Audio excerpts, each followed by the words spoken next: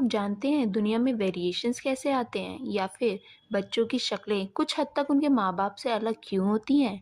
चलिए आज समझते हैं इसी के बारे में। आज हम पढ़ेंगे जेनेटिक्स के बारे में कि ऐसा किस लिए होता है, वेरिएशंस दुनिया में कैसे आते हैं, कैसे जो माँ बाप हैं उनसे बच्चों के अंदर जो फीचर्स आ रहे होते हैं वो कैसे बदल जाते हैं, हम इसके बारे में पढ़ते हैं। तो सबसे पहले मैंने आपको लास्ट शॉर्ट में बताया था कि जीन मैपिंग क्या होता है।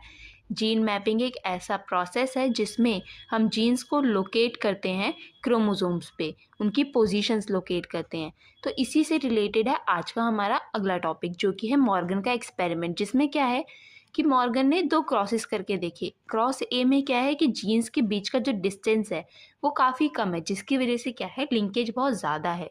वहीं अगर क्रॉस बी की बात की जाए तो जीन्स जो हैं वो काफ़ी दूर दूर लोकेटेड है, वो एक क्रोमोसोम पर तो है लेकिन काफ़ी दूर लोकेटेड है। तो जिसकी वजह से क्या हो रहा है, रिकॉम्बिनेशन बढ़ जा रहा है। ऐसा क्यों होता है? अब सबसे आप पहले देखते हैं कि जब पेरेंट्स हैं क्रॉस ए में, उनके में क्या है कि जीन्स जो हैं वो बहुत पास लोकेटेड हैं। तो जिससे क्या हो रहा है कि जो फर्स्ट प्रोजेनी आ रही है यानी कि F1 जनरेशन आ रही है, उसमें क्या है रिकॉम्बिनेशन नहीं हो रहा है, वो डायरेक्टली क्या हो रहा है नॉर्मल जो गैमेट्स का फ्यूजन होता है उससे हमारी जो प्रोजेनी आ रही है। अब जब उससे गैमेट्स का फॉर्मेशन हुआ है और F2 प्रोजेनी आ रही है तो उसमें क्या हो रहा है कि जो पेरेंट्स टाइप है वो 98.7% आ रहा है। वहीं अगर रिकॉम्बिनेशन की बात की जाए तो वो 1.3% आ रहा है। ऐसा क्यों?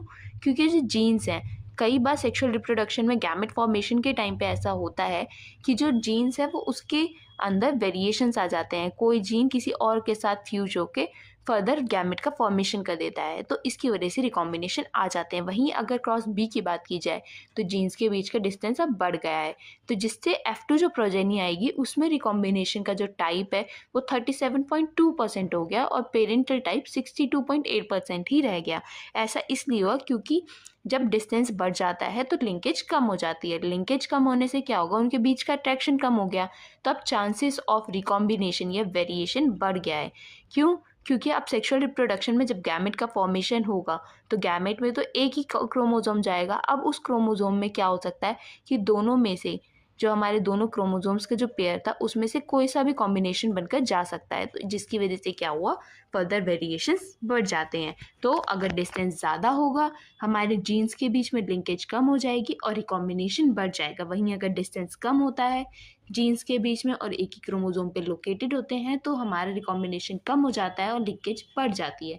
आई होप आप लोगों को ये समझ आया होगा। समझ आया तो do let me know in the comment section and do like share and subscribe to the channel.